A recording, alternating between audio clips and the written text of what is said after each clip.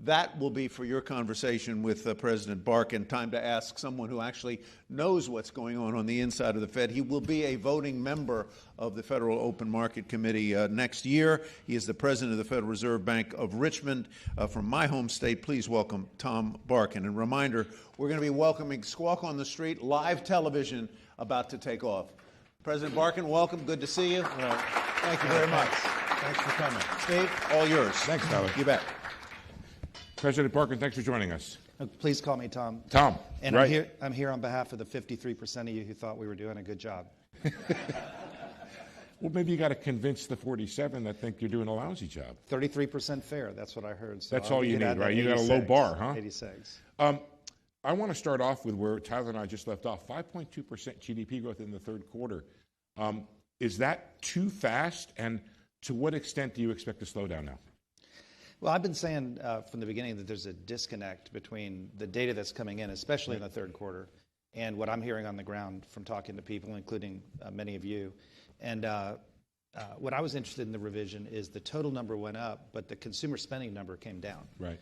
And that's more consistent. That's directionally more what I'm hearing, which is when I talk to businesses, and I'll be interested what you have to say in the group, about CapEx, I'm not hearing the sort of savage cutback in CapEx that you hear before a recession. I'm hearing people investing through the cycle. That's business investment. That is what got marked up in this revision. Consumer spending, I do hear consumers at the low end being stretched, at the middle trading down, at the high end they're of course still spending. But I'm hearing that starting to pull back, and that's more of what we saw with that revision this morning. I think it was interesting, Tom. I guess it was a month ago. You kind of took a break with the data, and you said, I see this strong data, but I don't necessarily believe it. Yeah. What are you expecting in this quarter? How much of a slowdown do you think is going to happen with the economy? It's going to be a weird quarter from a reporting standpoint because it's Christmas. The seasonality has all gotten messed up. And if you remember last year, we had a very strong October, Prime Day. We actually had pretty weak November, December, and then we had a very, very strong January. So when you look at the year-over-years or the Black Friday stuff, you're going to have to adjust for that because it's going to be a different kind of stuff. And COVID sort of messed up the seasonalities even more broadly. But I'm hearing consumer slowing down. I mean, that's what I'm hearing. I'm not hearing consumer falling off the table. I'm hearing normalizing, not recession, but I am hearing consumer slowing down. Is it all together, and I mean the consumer, the business investment, the government spending, enough of a slowdown for you to believe we're on a trajectory to get inflation back down to the 2% target? I mean, I'm skeptical that price setters at this point have gone back to where they were pre-COVID. One of the exercises I like to do in a group, maybe we can do it today, is to ask, how many of you are back to your pre-COVID pricing levels? How many are actually, reducing? And then how many are increasing? And I'll hear 50, 60%.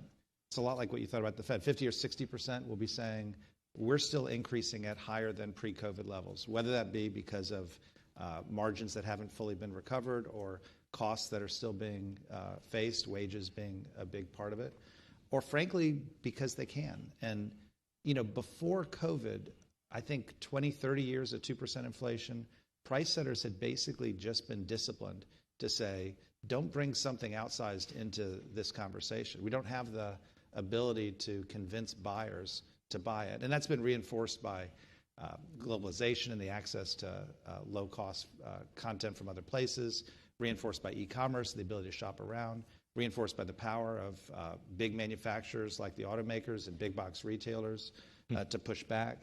And all of that meant that don't bring in price increases. That's just not something you can sell. And then, of course, what happened during COVID is the combination of huge cost pressure and supply chain outages meant that you could do something. And guess what? People passed them through. And so, and you guys are all CFOs, I just don't know that people are going to give up that power until they have to. And there are people that have to. I mean, as I talk to people in apparel, that's clearly gone to the other side. But until you have to, it puts money to the bottom line faster. There are costs that have to be recovered. I still hear people doing that. So I think they're going to have to get convinced. And as somebody said before I started, I don't think 5.2% GDP growth or 3.6% consumer spending growth is what convinces people that they no longer have pricing power. Tells you could keep going. Well, or give it a try. And that's what I hear. Go ahead. Sorry, we've talked before. Yeah. If you look at the major consumer products companies, and maybe there's some here today, and you look at their price and volume numbers, pre-COVID, price up 1% to 2%, volume up 1% to 2%. At the height of COVID, price up 20%, volume up 1% to 2%. Today, it's still the case that price is up 8 to 12%, and now volume sort of down 3 to 4%. That's not a strategy that lasts forever. I mean, as volume goes down, you're going to change it. But it's pretty bold to then say, okay, we're not going to try any more price increases, and we're just going to take on this 4% volume decrease. I just don't see people doing it until they have to. Interesting. Raises a question. What did Barkin do before he was at the Fed? Well, maybe he was a CFO. Yeah, I was, but my successor's here somewhere, and he's doing a much better job. Hey, Eric. So I'm sorry, Tom, but you kind of skirted the question a little bit, and it was a good answer, but... Well, I was preparing to skirt some other questions later, so I'm sorry that I skirted that one so quickly. Well, don't think I'm not going to notice. Yeah, I know. Is it enough, the expectation of the slowdown, to think that you're back on the track for 2% inflation?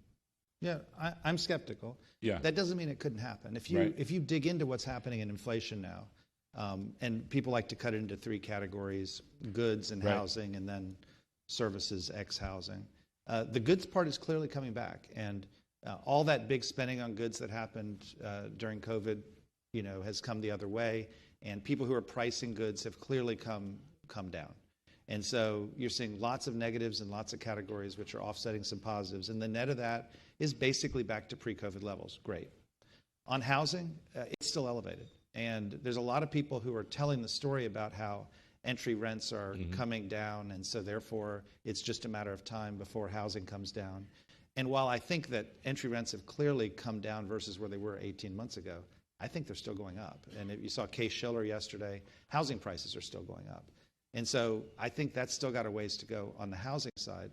And then on the services side, I don't know who's gotten a property insurance bill in the last month, but that's not going down, right? And there are a lot of other services that I see still going up, largely driven by wages that are still going up in many of those categories. So I'm skeptical. I'm totally open to it. It'd be great if it did come down.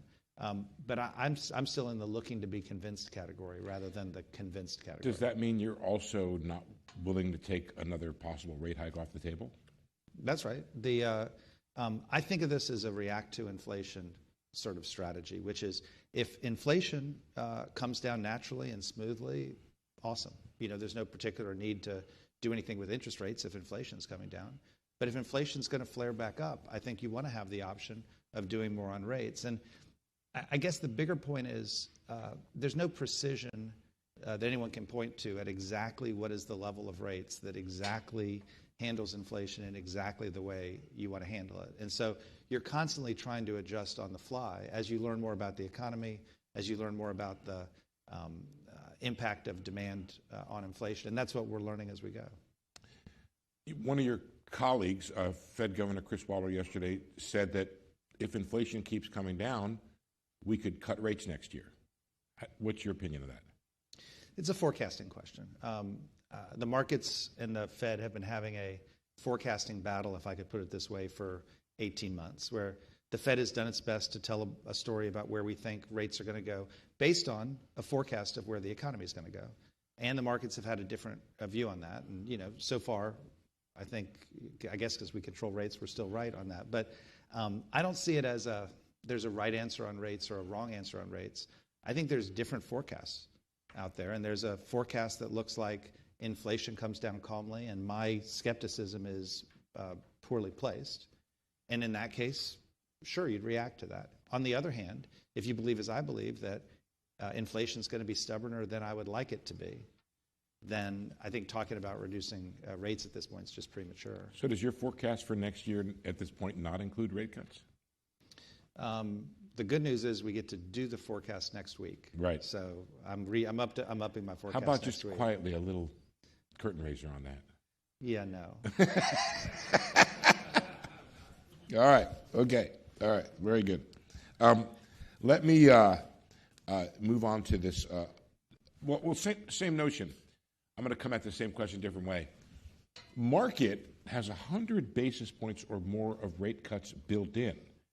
Is that a problem for you as a policymaker, that the market is down here and you guys have at least the average from the September forecast is only 0.2? So, we make policy, but we really only control the short rate. Right. That policy flows through the economy and what we call financial conditions, which include the rate curve, but also include the reaction of the equity markets and the reaction of banks and their willingness to lend and all that kind of stuff. And so you do hope that the messages you send go into the market the way you'd want to through these financial conditions. The problem is we don't really control financial conditions. And as we've seen in the markets just in the last 3 months, where you saw long rates increase significantly in the summer and then come back down, meaningfully over the last 6 weeks or so, they can jump around pretty significantly. And so I try pretty hard not to get over-focused on all that, because those things move around for reasons that include us, but include lots of other things. If you're the market and you have a forecast for, what did you say, 4 rate increases, 4 rate decreases? Yeah, 100 basis points, sure.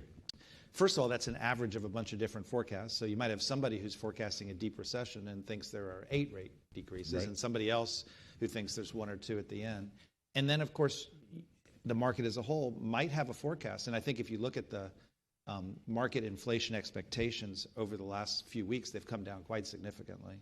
And the market inflation expectations, I think, are consistent with a forecast that says, no problem, the Fed has got this under control and we're going to hit this soft landing beautifully. That's great. I hope they're right. You were, I'm going to say, prescient on November 9th when you talked about how you cannot use bond yields as an indicator for making policy because they're too volatile. Mm-hmm. Well, guess what? Yeah. They were pretty darn volatile. It was 5%, and there were even some of your colleagues who were saying, well, it's doing some of the work for us. This morning we sit down, it's 430 on the 10-year, 70 basis points lower. Like I've said in a derogatory way, trading like a penny stock. But in any event, tell me about whether or not higher bond yields has done some of the work for you, and at this level, is it no longer doing any of the work for you? We should probably do a travelogue of longer-term bond yields over just this year. And you guys know this 100 times better than I do, right? Which is when you got to early March, and we were looking at the January data, and the economics looked extremely strong, and the inflation was quite high. You saw long yields quite high. And then Silicon Valley came, and they plummeted for about 3 months, and they went down, I think, almost 100 basis points after the Silicon Valley thing. Then the summer they went up, as Steve talked about, and now they've just come back down. And, I think it's been a journey. The market's discovering what the right price is. This is obviously influenced by a bunch of things, including issuance of debt on the fiscal side and perhaps excitement of buyers on the other side. It's just not a policy variable. I mean, our policy variable is short-term rates, and as best we can, exemplified by, let's call it the 2-year yield. Right. Which includes both where the rate is today and where the rate's likely to go. And yes, it's the case. If you go back to beginning of this year, people were pricing in 2 or 3 rate cuts for 2023, right? Which haven't happened yet, in case anyone was wondering. And so, that meant policy wasn't as tight in 2023 as we were suggesting it was. But, that all works itself out. Mm-hmm. I mean, I had a different forecast on inflation than the markets did. Who knows who was right? In the end, I think it works itself out. So, to the extent that it wasn't part of your sort of forecast before, the fact that it went down doesn't really change your sense of the influence of it on. I think it's totally legitimate for the markets as a whole, or any of you, to have a different forecast for what's going to happen to demand and inflation over the next 12 months than I do. As you said at the beginning, we're not all perfect on our forecasting. I think in the end, you play the game and it comes out the way it comes out, and hopefully we do a good job of getting it right. Tom, one of the risks that you've talked about, and I guess from your background and what you do now in the Fed in terms of talking to businesses, is the risk of the corporate bond sort of rollover. Where do you stand with that in terms of how much of a concern is it that next year and then the year after it's like $1 trillion and then $1.2 trillion and then $1.4 trillion? How much of a risk does that represent to the economy? Well, I might come at it from a different angle. Sure. An interesting fact, which I just picked up in the last month or so, is that corporate interest payments as a percentage of corporate revenue today have finally gotten back to the point that they were at in 2019. And by the way, it's also true on the consumer side. Household interest payments as a percentage of disposable personal income have finally gotten back to where they were in 2019. Now, that's totally counterintuitive when rates are at 5 1/3, right? But what's happened, of course, in both corporations and with individuals is you've refinanced your debt, you've paid down your debt, and so the amount that you're paying in interest, while at a higher rate in some cases, isn't anywhere near as high a rate as would be indicated. And so, there is a bunch of refinancing out there. Hopefully the economy will land in a place where this is not an issue. You've obviously got bank interest and capacity issues, and it's nice that the banking system has stabilized the way it seems to have coming out of Silicon Valley. And then you've got cost issues. But on the cost issue, a lot of this is the price of higher rates, which has not been fully passed on yet, and will start to get passed on. And again, we'll see what the economy looks like at that time. If you've got a 5.2% growth economy, I don't think we're going to have an issue. If you've got a 2% inflation economy, maybe rates are at a place where there's not an issue. I think your issue is if you've got stubborn inflation and a difficult economy, which is your classic sort of stagflation conversation, then those could come at a time that would be tough for those businesses. Stagflation, that's not your forecast, is it? No. My forecast is inflation is coming down, but it's going to come down stubbornly. And I think we will, in the end, have some sort of a slowdown here, because I just think as the rates work their way through the economy in the way that they're supposed to, they will have the impact. I mean, it's not like somebody changed the way the economic model works. And when they do, you'll have some slowdown. And then I'm very much, maybe we've even talked about it, what you said at the beginning, I'm totally there, which is if you've been preparing for a recession for 19 months, by the way, the leading indicators have been predicting it each of the last 19 months, then you're less out over your skis in terms of credit appetite or inventories or capital expenditures or excess hiring than you would have been if this had been one of those sudden kind of recessions that happened. So I do see a slowdown. I think a more modest one than the PTSD we all have from 2008. Tom, we've got a bunch of questions from the audience. I want to sort of dapple them into the conversation we're having here. I really like this one. It doesn't ask you what are you looking at, because everybody's asked that question. The answer is always everything. But here's the question from Duran Holt Ameresco. She says, what are the factors influencing the Fed's decision-making that are not talked enough about in the broader market? Points out we talked about employment, inflation, GDP, consumer behavior. Are there things that you're looking at, thinking about, that we're not talking about enough? Boy, I didn't think I was going to get a new question here. Well, I think in terms of the economic data, what we're looking at. I think all that's pretty clear. I think there's a constant amount of inquiry about the underlying assumptions is what I'd put on it. And the one that gets the most press is R-star. For those who aren't close to it, that's what's the neutral rate, where you neither have your foot on the gas or your foot on the brake. And there's a lot of analytic models in that. But I think there's a lot of inquiry and debate back and forth about some of the underlying principles. At what point have we reached maximum employment? Right. That's another good one. If you think, as many people do, that the neutral rate of interest is in the 2.5% plus or minus kind of range, then how could it be that we could have rates at 5 1/3 and have GDP growth at 5.2%? I mean, that's like a basic, but I mean, those are the kinds of questions that get asked. So, most of my colleagues have academic backgrounds. Right. There's a lot of research and papers that are done on all this stuff. And so I think the markets are very focused on the tactical. There's a lot of thought being done on the, I'd say, more conceptual, if I could put it that way. Another sort of follow-on to that really interesting answer is the inflation target of 2%. What if the world has changed to the point where you no longer have the persistent goods deflation to offset the persistent service inflation? You've deglobalized in a way, brought stuff back here. Do you worry that 2% is too low, not that you can't achieve it, but that the cost of achieving it is too high? Yeah, and I get this question a lot, in part because I think a lot of people would just like us to be done. it'd be a lot easier, I guess. A few things to remind you of. One is it's not like 2% is some number that we've never hit. 3 years ago, we were at 2% for the last 30 years.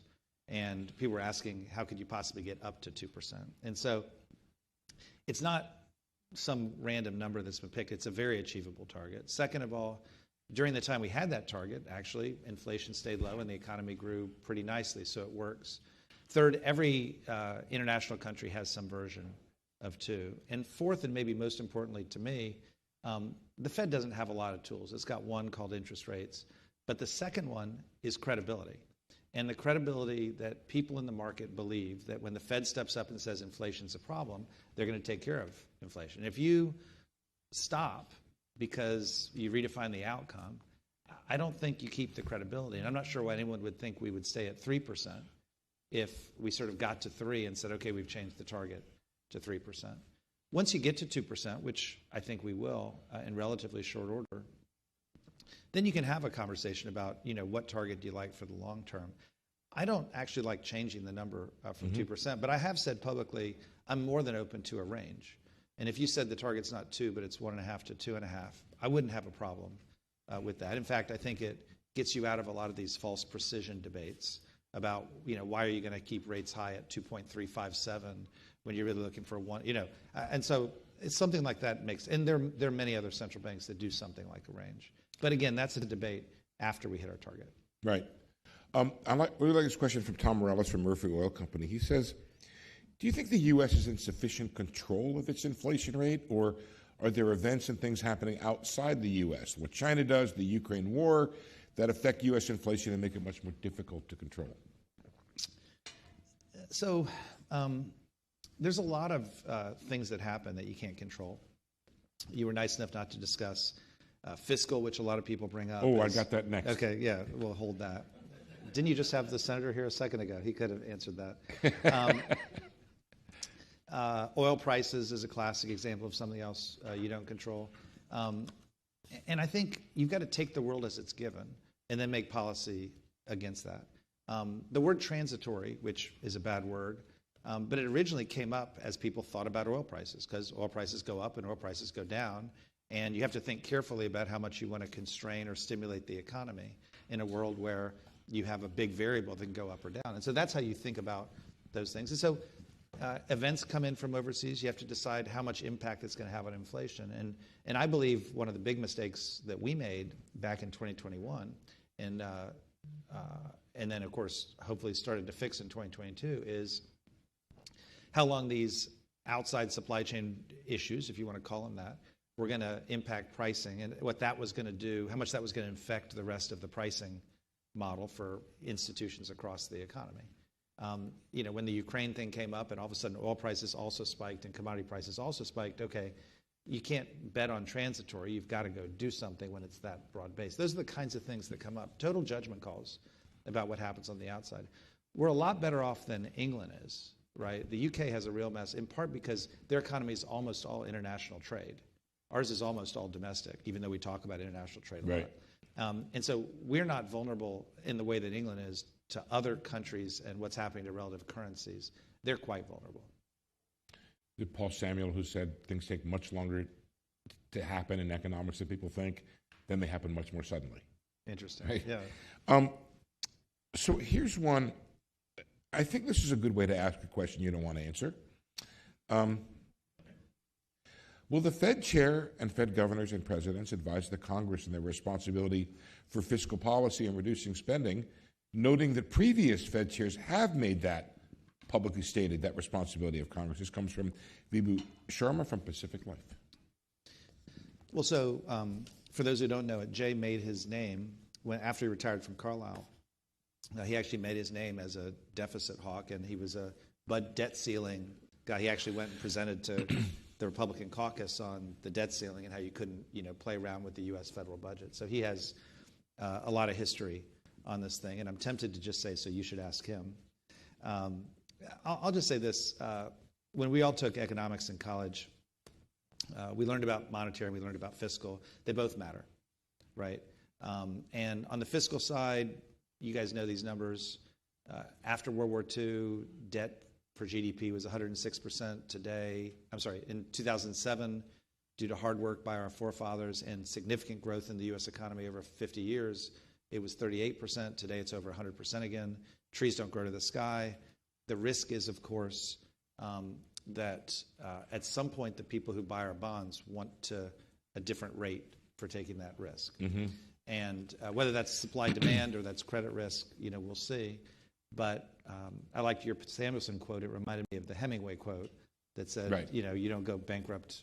How do you go bankrupt? You go gradually and then suddenly. Right. But the risk is that at some point out there, and I don't know whether it's a year from now or 20 years from now, the people who buy long-term U.S. debt will say, I want a higher yield for that particular risk. And that will hit the economy in the way that you guys all understand. I think the question, though, which I've had personally is a little deeper in the sense that, does the Fed have a role in being something of a financial watchdog for the fiscal side? It is a role that had been played in the past. Greenspan got in trouble when he told us it was okay to cut taxes, and all of a sudden we were back into deficits. That was in 2000. But over the years, I have watched, including Janet Yellen as Fed chair, say the debt is unsustainable. They have to get their act together and be just a little more forceful in trying to nudge the fiscal side. Is that a big deal? Does it not matter at all? I think Jay's done some version of that at some point. You'd have to go back and look at it, but I think he has. But I'm not, I guess I'd say two things. It's not that obvious that everyone's listening, to me or us on that. I think, if we've got issues with what Congress is doing, you should take them to Congress. Okay. And then the second thing I'd say is, we're given a privilege on behalf of the American people to work the economy in an independent, nonpartisan way. And I think part of the deal that comes along with that privilege is, don't poke the people who give you that privilege. And so I just think we've got our lane. Our lane is stable prices and maximum employment. Hopefully you think we're working that lane as hard as we possibly can. And, what I said on fiscal is what I personally believe, but I don't think the job of any independent agency is to go to lobby Congress on what they think the right answer is for that. Pascal from AT&T wants to know, and I want to know as well, can you give us a roadmap to what it would take to lower rates in your mind? I start with inflation. I mean, you want to get confident that inflation is headed back to target. And so, I am deep into the month-to-month inflation numbers and trying to understand how much this looks like the one-time reversal of one-time increases that happened during COVID, and how much this looks like, price setters are truly realizing that we're on the back end of this thing, and let's go back to the way pricing used to be. So inflation's core. I think if inflation remains elevated, I don't think there's any case for it. If inflation, it seems like it's coming back to target, that starts to make the case for it. I think you then want to also look at the underlying drivers of inflation and ask yourself the question of whether they too have settled. So, how comfortable would I be cutting rates, as somebody said earlier, at 5.2% GDP growth? Right. I don't know. That makes me a little nervous. I mean, on the other hand, if you start seeing the economy, taking a meaningful step back and inflation, those are the dynamics with inflation under control. One thing we didn't talk about, and I think it's very important to people in this room, is productivity. We've had a couple good quarters here. There was talk about productivity crashing in the wake of the pandemic. I feel like any day now I'm going to learn how to work the McDonald's kiosk and make my own order there. I'm not there yet, but I think when I do, we're going to have a measurable change in productivity. What's your outlook? You talked about CapEx doing well through the cycle, which is not, as you said, you'd expect before a recession. Do you think these productivity numbers are here to stay, and do they play a role in your outlook on inflation and policy? So facts, productivity spiked in the first 6 months of COVID. Believe it or not, productivity plummeted in the next 2 years afterwards. Productivity has spiked in the last year. Those could be facts, or those could be the fact that A, productivity is wildly poorly measured, and B, if you lay off all your least productive people, as would happen in the restaurants, and then you hire them back, your productivity is going to go up and down and up and down. And so the better way that I like to look at productivity is over the 4-year period of COVID. And where we are right now is productivity in the 4 years before COVID was 1.4%. Productivity in the 4 years since February 2020 was 1.6%. I think it's basically on the path that it was before. That doesn't mean it couldn't get better. And for sure, the businesses I talk to are investing in labor automation technology. And you mentioned McDonald's. I was in a Arby's recently, and I noticed that the person at the checkout line was also doing the drive-through, right? And so I think these guys are thinking about labor productivity in a fundamentally different way because the cost of entry-level labor has come up quite significantly. Right. And of course, that's going to lead to more technology, which can lead to more productivity. So I think there's something out there, but you've also got to think on the other side. And when I talk to most businesses and I ask, are you more productive today?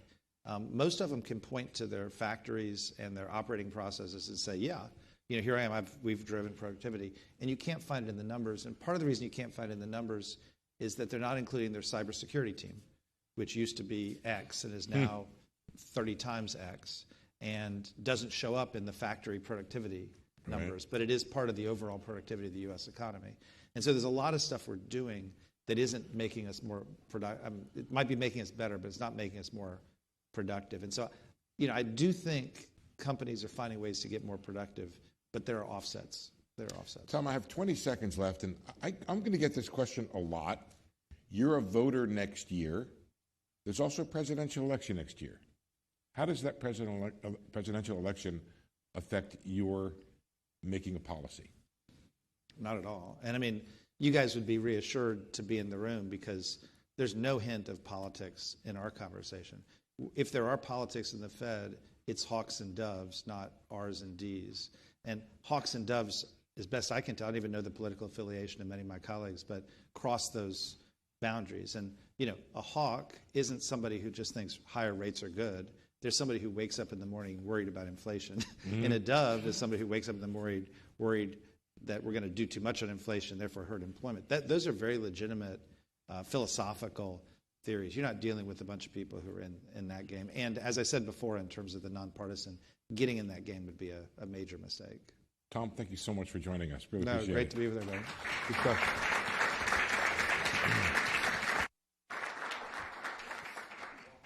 Steve, Tom, thank you very much. Very, very interesting.